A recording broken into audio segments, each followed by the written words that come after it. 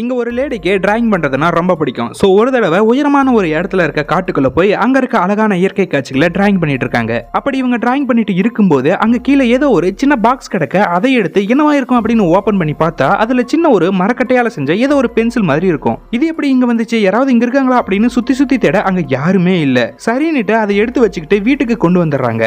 இவங்களோட அம்மா, இவங்களோட பையன், அப்புறம் இவங்க 3 பேரும் இந்த வீட்டில் இருப்பாங்க. இவங்க தங்கியிருக்க இந்த வீட்டுக்கு கூட வாடகை தர முடியாத அளவுக்கு இவங்களுக்கு ரொம்ப பண கஷ்டம். இதை நினைச்சு அப்செட் ஆகி சரி மனசு சரியாக டிராயிங்காவது பண்ணலாம் அப்படின்னு ஒரு பென்சில் எடுத்து முன்னாடி இருக்க ஆப்பிளை பார்த்து வரைய ஆரம்பிக்க பென்சில் டிப் உடைஞ்சு போயிடுது. இருக்கிற பிரச்சனையில இது வேற அப்படின்னுட்டு இப்ப காட்டுல இருந்து எடுத்துட்டு வந்தாங்க இல்லையா அந்த பென்சில் எடுத்து சரி இதுல வரையலாம் அப்படின்னு இதுல இந்த ஆப்பிளை வரைய இந்த ஆப்பிளை வரைஞ்சு முடிஞ்சதுக்கு அப்புறம் திடீர்னு அந்த ரூம்ல இருக்கிற லைட் எல்லாம் ஆஃப் ஆகி ஆன் ஆகுது. தென் வெளியே ஏதோ டமால் அப்படின்னு சத்தம் கேட்க இவங்களும் வெளியே எட்டி பார்த்துட்டு சரி ஏதோ சத்தம் போல அப்படின்னு அதை பெருசா எடுத்துக்காம இப்ப டேபிள பார்த்தா அங்க இன்னொரு ஆப்பிள் இருக்கு. இது எப்படி இங்க வந்துச்சு, ஒருவேளை ஏற்கனவே இங்க இருந்திருக்கும் போல, நாம தான் சரியா கவனிக்கல அப்படின்னு கொஞ்ச நேரம் கழிச்சு டின்னர் சாப்பிட போறாங்க.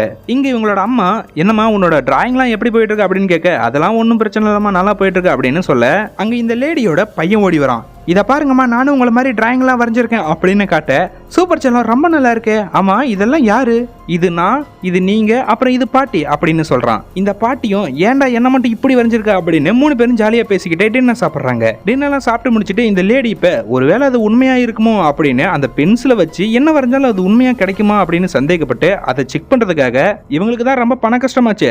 சோ கட்டுக்கட்டா பணத்தை வரையறாங்க.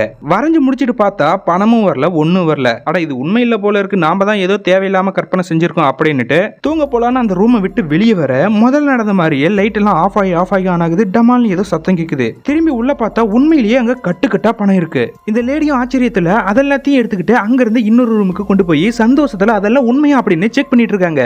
அப்ப இந்த குட்டி பையன் வெளியே கதவை தட்ட டிஸ்டர்ப் பண்ணாத செல்லம், அம்மா பிஸியா இருக்கேன் அப்படின்னு சொல்றாங்க. அந்த குட்டி பையனும் அம்மா நான் உங்க பென்சிலை வரையறதுக்கு எடுத்துட்டு போறேன் அப்படின்னு சொல்லிட்டு அந்த அமானுஷ்ய பென்சிலை எடுத்துட்டு போயிடுறான். இந்த லேடியும் பணம் கிடைச்ச சந்தோஷத்துல அதை கவனிக்காம விட்டுறாங்க.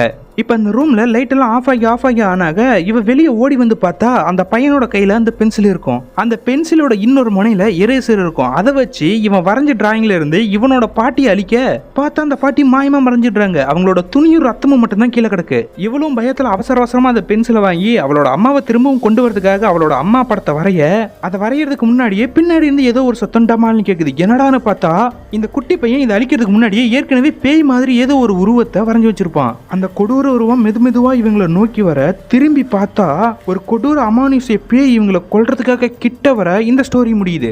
சோ கைஸ், இந்த மாதிரியான ஒரு பென்சில் உங்க கையில கிடைச்சா நீங்க என்ன மாதிரியான டிராயிங் வரைவீங்க அப்படிங்கறத கமெண்ட்ல சொல்லுங்க.